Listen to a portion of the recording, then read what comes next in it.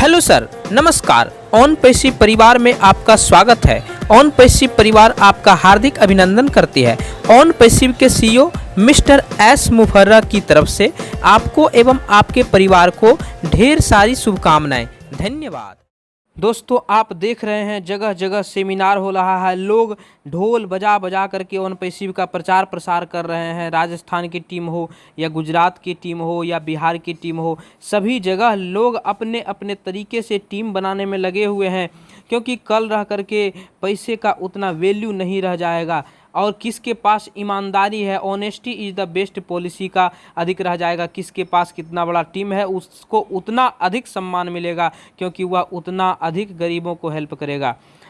मैं छोटा सा आपको बताता हूँ कि ईमानदारी का जो महत्व है कि एक बार की बात है कि जो है एक युवक था, ठीक है। उसके बारे में हम बताते हैं कि कई दिन जो है बीत गया और आपको भले ऐसा कहानी न मिला हो, तो एक राज्य में एक पराक्रमी राजा का शासन था। उसकी कोई संतान नहीं थी। ढलती उम्र के कारण राज्य के भावी उत्तराधिकारी को लेकर वह अत्यंत चिंतित था।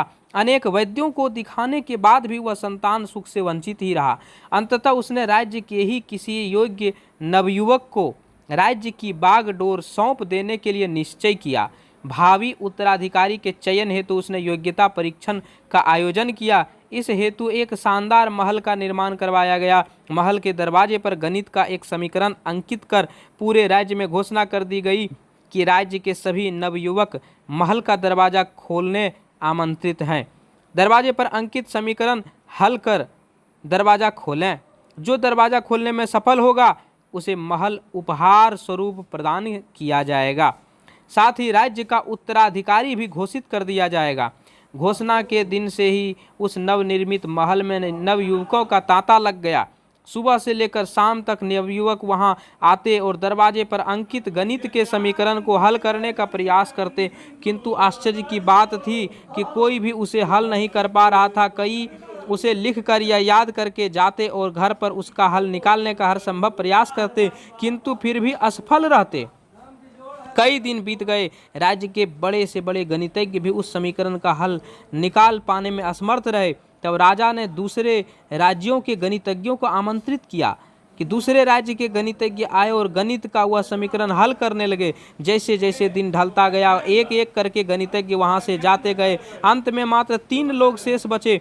उनमें से 2 दूसरे राज्य के गणितज्ञ थे, किंतु तीसरा गांव का एक साधारण सा युवक था। दोनों गणितज्ञ जहां गणित का समीकरण हल करने में लगे हुए थे, वहां युवक एक कोने में खड़ा होकर उन्हें देख रहा था। राजा ने जब उसे यूं ही खड़ा देखा तो पास बुलाकर पूछा, तुम दरवाजे पर अंकित समीकरण हल क्यों नहीं कर रहे हो? युवक बोला, महाराज, मैं तो बस यूं ही इन नामी गिनामी गणितज्ञों को देखने आया हूं। ये अपने राज्यों के इतने बड़े गणितज्ञ हैं, इन्हें समीकरण हल करने दीजिए। यदि इन्होंने हल निकाल लिया तो राज्य के उत्तराधिकारी बन जाएंगे। इससे बड़ी खुशी की बात और क्या होगी। यदि ये समीकरण हल नहीं कर पाए तब मैं कोशिश करके देखूंगा।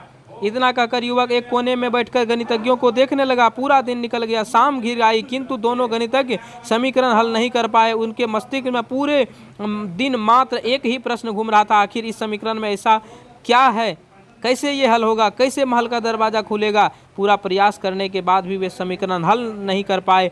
जब उन्होंने हार मान ली तो कोने में बैठा युवक उठकर दरवाजे के पास गया और जाकर उसे धीरे से धक्का दिया। जैसे ही उसने दरवाजे को धक्का दिया, दरवाजा खुल गया। दरवाजा खुलते ही लोग उससे पूछने लगे, तुमने ऐसा क्या किया कि महल का दरवाजा खुल गया? युवक बोला, जब मैं बैठकर सबको गणित का समीकरण हल करते देख रहा था तो मेरे दिमाग में एक विचार आया कि हो सकता है कि दरवाजा खोलने का कोई समीकरण ही ना हो। इसलिए मैं गया और सबसे पहले जाकर दरवाजे को धक्का दे दिया। दरवाज़ा खुल गया। दरवाजे खोलने का कोई समीकरण था ही नहीं।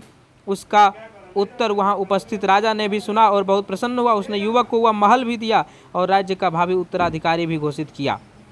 जिंदगी में हम कई बार ऐसी परिस्थिति में फंस जाते हैं जब हमें लगता है कि हमारे सामने पहाड़ जैसी समस्या है, जबकि वास्तव में कोई समस्या होती ही नहीं है, बहुत छोटी सी, लेकिन हम उससे बहुत बड़ा बना करके उसमें उलझ जाते हैं।